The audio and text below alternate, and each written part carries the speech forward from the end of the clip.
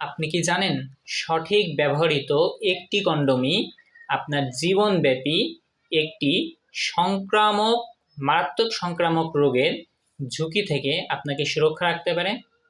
প্রিয় দর্শক, গবেষণায় দেখা গেছে যেসব মানুষ স্ত্রী সহবাসের আগে কন্ডোম ব্যবহার করে তাদের এইচআইভি এর ঝুঁকি 80% পর্যন্ত কমিয়ে আনা সম্ভব।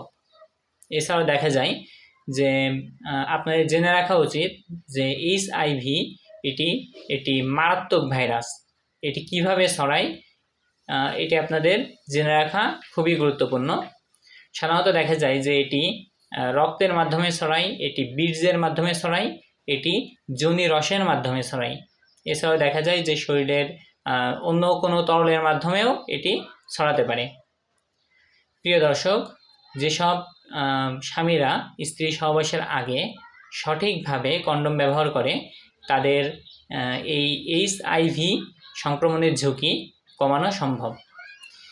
কন্ডোম একটি ব্যারিয়ার পদ্ধতি, অর্থাৎ এটি সংক্রমিত হতে বাধা সৃষ্টি করে, অর্থাৎ একজনের শরীর থেকে অন্যজনের শরীরে যেতে এই কন্ডোমই বাধা দেয়।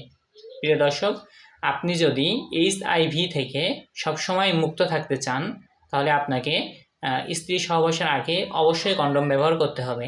আপনি কি নিয়মিত কন্ডোম ব্যবহার করেন? হ্যাঁ অথবা না অবশ্যই আমাকে কমেন্ট বক্সে জানাবেন।